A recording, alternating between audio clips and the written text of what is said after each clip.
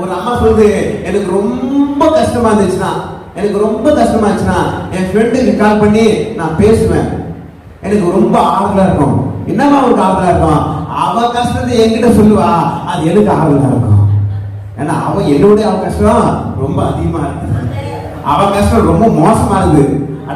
நானே பரவாயில்லாது. எத்தனை பேர் சொல்றீங்க?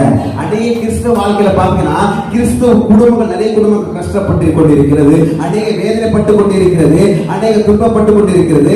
உலகத்தார் கூட நல்லா இருக்காங்க, ஆனா கிறிஸ்தவ வாழ்க்கையில இன்னும் ஒரு வெற்றி உள்ள வாழ்க்கை வாழவில்லை. எல்லாம் கரெக்டா கிடைங்க. நீங்கள் நானும் ஒரு வெற்றி உள்ள வாழ்க்கையை வாழ வேண்டும் என்றால் கர்த்தருடைய சித்தத்தின்படி வாழ்கிறா இருக்க வேண்டும், கர்த்தருடைய தரிசனத்து பிறகுறா வாழ்கிறா இருக்க வேண்டும். எசேக்கியேல் சொல்றாரு, இதோ வானம் திறக்கப்பட்டு இருக்கிறது, இதோ தேவ தரிசனங்களை நான் கண்டிருக்கிறேன், தேவ சித்தத்தை நான் செய்கிறேன், என்னுடைய தேவ சத்தத்தை கேட்டு தேவ சித்தத்தை நான் செய்கிறேன்.